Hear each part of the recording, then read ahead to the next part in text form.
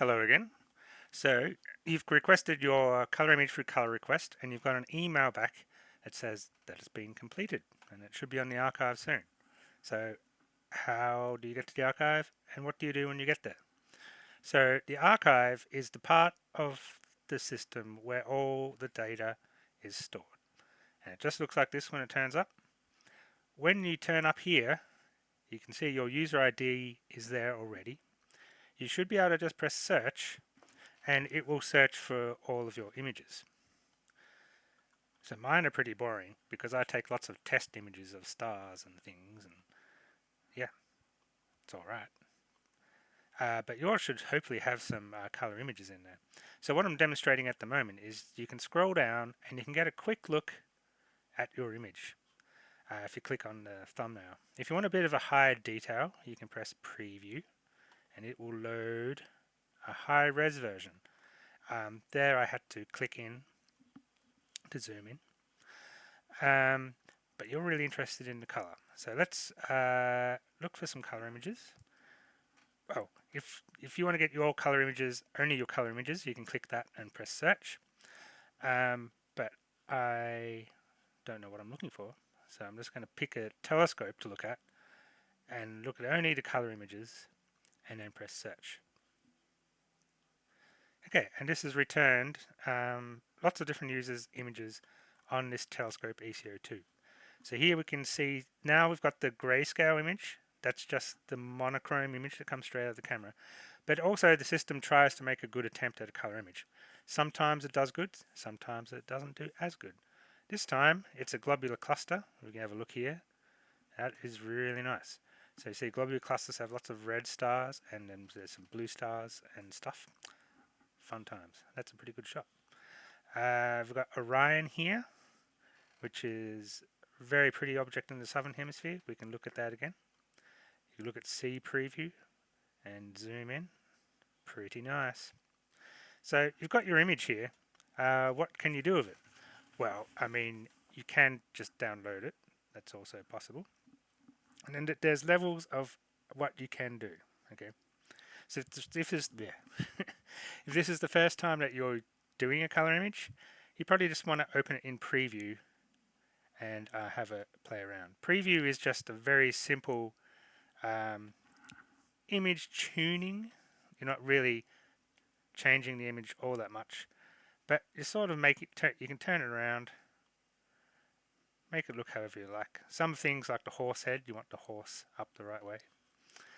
You can fine tune things with brightness and contrast, which will have a pretty dramatic effect on your image. So see, if I play around with this enough, you can see there's some. I've pulled out some more gas just by fiddling with this button. HSV, whoa, very rainbowy. Oh, black and white. You still get some red up there. But yeah, so you can adjust the saturation of the stars, brightness and contrast. So you can play around a little bit with this tool. Wow. Make it into whatever you like it to be. Wow.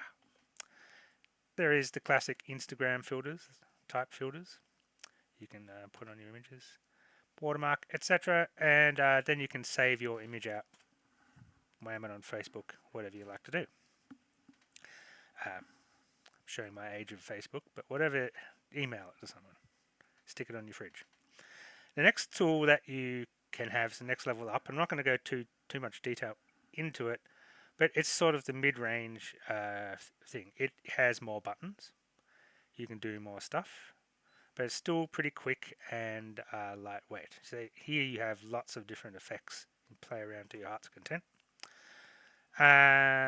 Next, if you just want to adjust the levels, the color balance, and save it out really quickly, I suggest using the levels tool.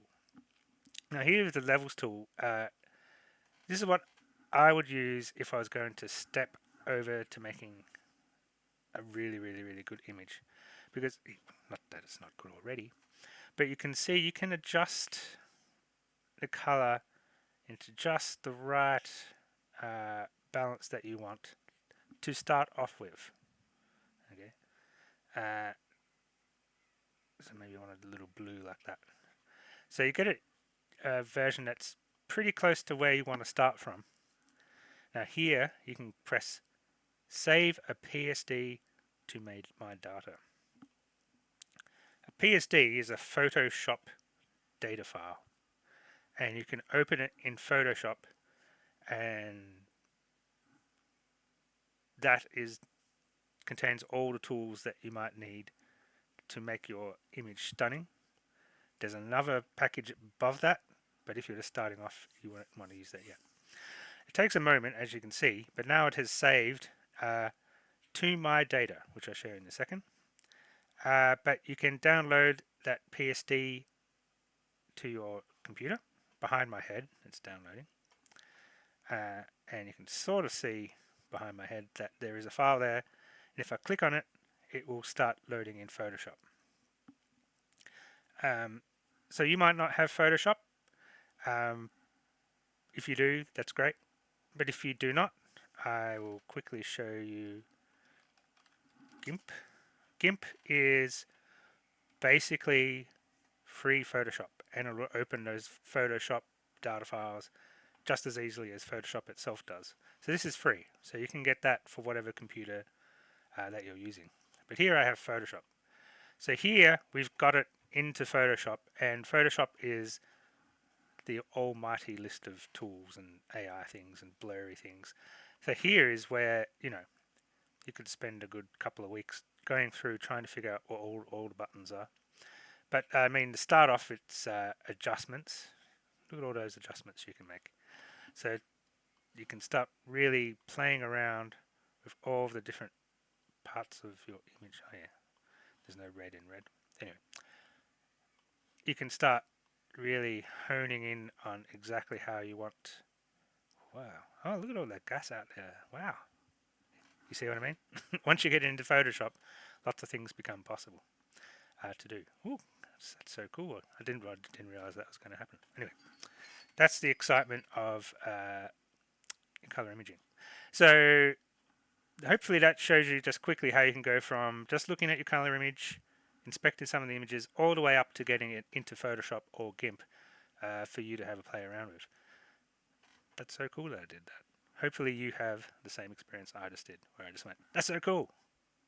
So as always, if you get stuck or if you want to have more detail, press the contact mailing button at the top of the hub or on the side. So enjoy your first color image.